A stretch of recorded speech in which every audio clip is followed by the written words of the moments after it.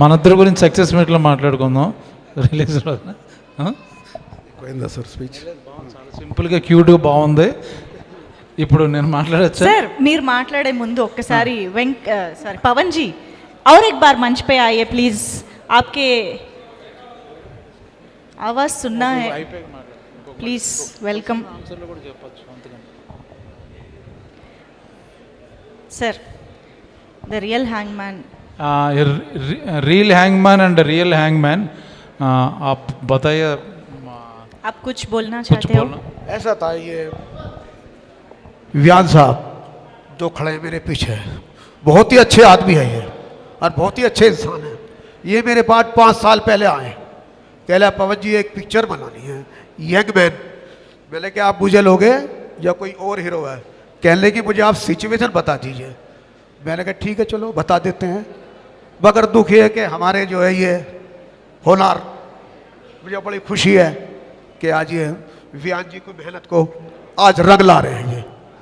ये व्यान जी ने मेरी इतनी खिदमत करी है, इतनी सेवा करी है कि शायद मेरा आने वाला बाप भी नहीं कर सकता जो इन्होंने मेरी सेवा करी है. और मैं इनका व्यान जी का शुक्रिया अदा करता हूँ और जब तक मैं जिंदा रहूँगा व्यान जी का एहसान नहीं मानूंगा मैं. आज इनकी बदौलत मैं आज स्टेज पर खड़ा हुआ है कि मुझे आप वीडियो पे देख लीजिए, मोबाइल पे देख लीजिए, मुझे आप मेरी वीडियो बहुत हैं, आप अगर देखना चाहते हो तो. लेकिन व्यान जी के लिए मैं स्पेशल आया और इन्होंने मुझे जहाज से बुलाया और जहाज से ही घर जाऊंगा. लेकिन व्यान जी का बहुत शुक्रिया अदा करता हूँ.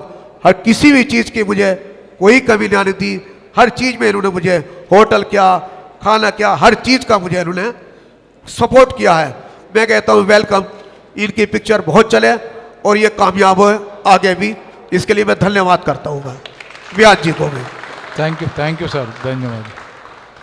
Thank you Pawan ji. Yes, over to Brahmaji sir. అందరికీ నమస్కారం అండి. ఇప్పుడు బాగా లేట్ అయిపోయింది, మీడియా వాళ్ళు కూడా ఇంకో ఈవెంట్కి వెళ్ళాలి.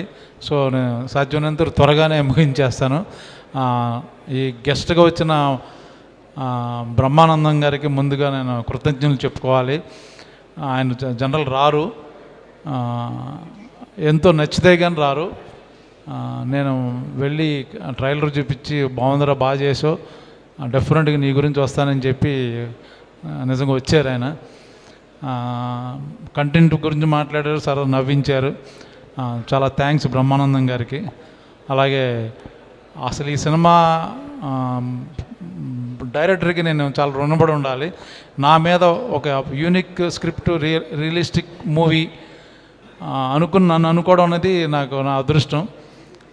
చాలా కష్టాలు పడ్డాం సినిమాలో, బడ్జెట్ లేదు, కింద మీద పడుతున్న టైంలో లక్కీగా actually model come hero come play boy మా అజయ్ మైసూర్ గారు ఎంటర్ అయ్యారు ఆస్ట్రేలియా నుంచి with number of cars and babes. అంటే ఆయన యూట్యూబ్ సాంగ్స్ చేస్తారు, బాగా పాపులర్. బట్ ఆ టైప్ ఆయన మాలాంటి సినిమాకి ఇలాంటి రియలిస్టిక్ మూవీకి మనీ పెట్టడం అనేది చాలా చాలా ఆయన క్యారెక్టర్ ఏంటో తెలుస్తుంది.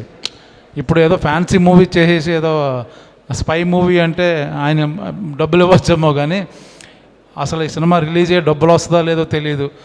అయినా కూడా చాలా అమౌంట్ ఇచ్చి దాని ఇప్పుడు ఈ ప్రమోషన్ దగ్గర వదలకుండా అన్నీ చేశారంటే ఆయన టేస్ట్కి నేను చాలా థ్యాంక్స్ చెప్పాలి. ఆయన డ్రెస్సింగ్లో నన్ను డామినేట్ చేసినా సరే మంచి హృదయం ఉంది.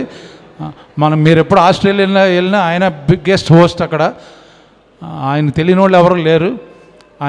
నేను ఆస్ట్రేలియాలో ఆయనతో పాటు కార్లో వెళ్తుంటే, షాపింగ్ మాల్లో వెళ్తుంటే అందరూ ఫోటోలు దిగుతున్నారు, అందరూ ఈయనకు చూస్తున్నారు. అందరూ నన్ను అనుకున్నాను, తర్వాత అర్థమైంది ఈయనని. ఏంటి అంటే ఆయన అక్కడ బాగా పాపులర్, మొత్తం అమ్మాయిలు వచ్చి ఫోటోలు దిగుతున్నారు. సో ఆయన చాలా థ్యాంక్స్ అన్న. మళ్ళీ నాతో పాటు ఇంకో మూవీ అనౌన్స్ చేయబోతున్నారు, ఆ విషయం కూడా ఇప్పుడు చెప్తారు. సో మా టెక్నీషియన్స్కి ముందు నెక్స్ట్ 3rd రిలీజ్ అవుతుంది. ఒకసారి మీరు వస్తే ముందుకి. శశి గారు ఎవరు ఇప్పుడు మీకు చాలామంది తెలియకపోవచ్చు, ఈయన ఎవరో మన ఎంఎస్ నారాయణ గారు అమ్మాయి యాక్చువల్గా. సో నెక్స్ట్ ఆవిడే మనకు చూసేది. థ్యాంక్స్ అండి, ఇలాంటి మంచి సినిమాలను ఎంకరేజ్ చేస్తున్నందుకు. ముందు ఇలాగే చేయాలనుకున్నాను.